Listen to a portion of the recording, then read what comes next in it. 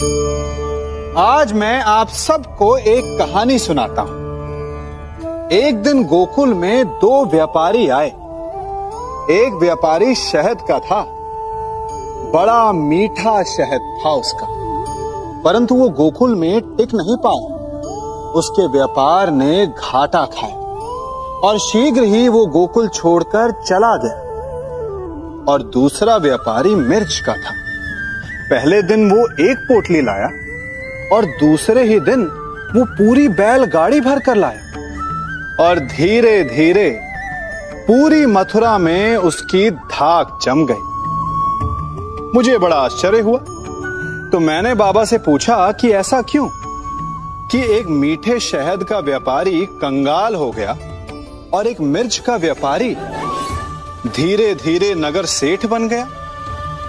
बाबा मुस्कुराए और उन्होंने कहा कि मीठी बोली बोलने वाले की तीखी मिर्च भी बिक जाती है और जो कड़वी बोली बोलता है उसका मीठा शहद भी नहीं बिकता।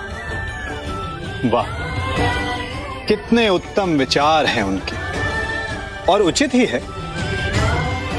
मनुष्य अपने जीवन में सदैव अपने वचनों से उठता है और अपने वचनों से ही गिरता है। इसलिए अपने जीवन में सदैव मीठी बोली बोलने का प्रयास कीजिए, आपका जीवन सरल हो जाएगा। क्या आपने अपने जीवन में कभी तलवार खरीदी है? क्या देखकर तलवार खरीदते हैं? उसकी मयान देखकर या उसकी धार देखकर? अरे, मैं भी कैसा प्रश्न पूछ रहा हूं आपसे। यह आवश्यक थोड़ी कि आप कोई योद्धा या क्षत्रिय हो। यह भी हो सकता है कि आप कोई व्यापारी, कोई छात्र या शिक्षक हो। तो चलिए मैं आपसे यह पूछता हूं कि आप नए वस्त्र कैसे खरीदते हैं? क्या उसका रंग रूप देखकर खरीदते हैं या उसकी गुणवत्ता देखकर? गुणवत्ता देखकर, है ना? ठीक उसी प्रकार जब आप किसी मनुष्य से मिलें तो उसके रंग रूप पर मत जाइए, उसका आचरण समझने की चेष्टा कीजिए, उसकी मेधा, उसकी प्रतिभा का मूल्यांकन करने का प्रयास कीजिए। आपका जीवन बहुत ही सरल हो जाएगा। संसार में सबसे अधिक घाव किससे हो सकता है?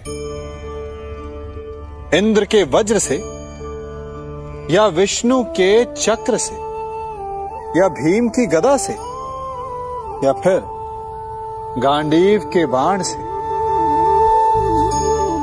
नहीं, सबसे अधिक घाव यदि कोई पहुंचा सकते हैं तो वो हैं हमारे शब्द, हमारे वचन। यदि शब्द बाण है, अस्त्र है, तो हमारी जीभा उनका संधान करने का यंत्र है। शब्द चाहे तो अमृत बनकर आपको जीवन दान दे सकते हैं, या फिर घृणा का विष बनकर आपके जीवन को पीड़ादायी बना सकते हैं। ये शब्द ही हैं जिनके घाव का किसी भी वैद्य के पास कोई उपचार नहीं। इसलिए जो वस्तु जितनी घातक होती है वही वस्तु उतनी ही अमूल्य भी होती है, और वचन सबसे अमूल्य होते हैं। इसलिए मीठी बोली बोलने का प्रयास कीजिए। अपने हृदय की तुला से तौल कर वचन बोलने का प्रयास कीजिए। जीवन में समस्याओं से कौन घिरा रहना चाहता है? कौन कठिनाइयों से घिरा रहना चाहता है? कोई नहीं। आप भी ऐसा नहीं चाहेंगे? तो ऐसा करने के लिए आप क्या करते हैं? सोचिए, मैं बताता हूं। ऐसा करने के लिए अधिकतर लोग कठिनाइयों से दूर भागते हैं, समस्याओं से दूर रहते हैं, और यही आप सबसे बड़ी भूल कर बैठते हैं।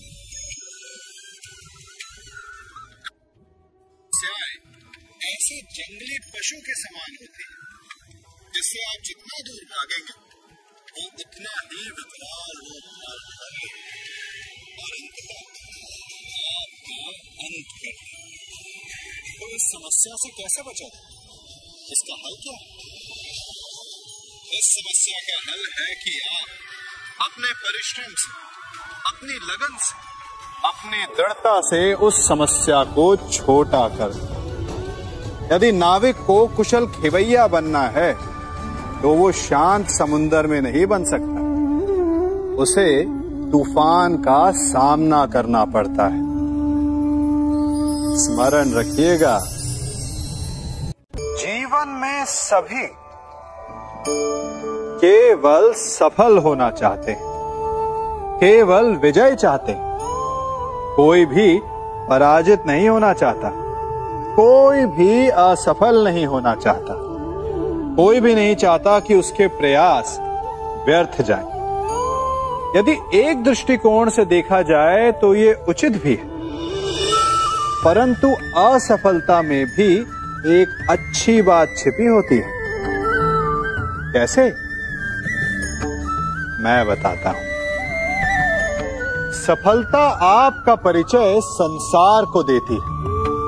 विजय के पश्चात संसार आपको जानने लगता है और असफलता आपका परिचय संसार से करवाती है।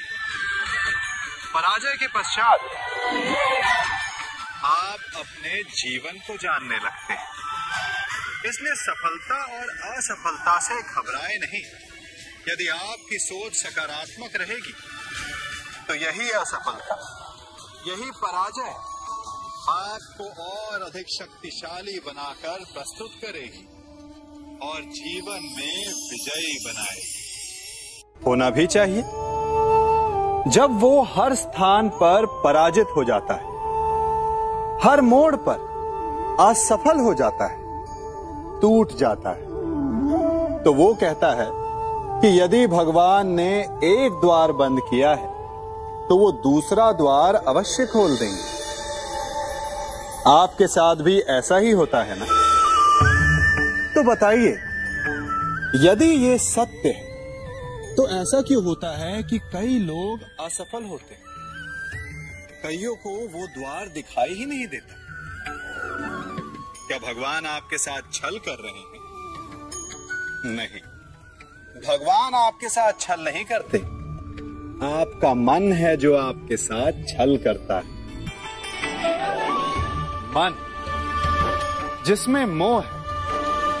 अब भगवान कहें या नियति,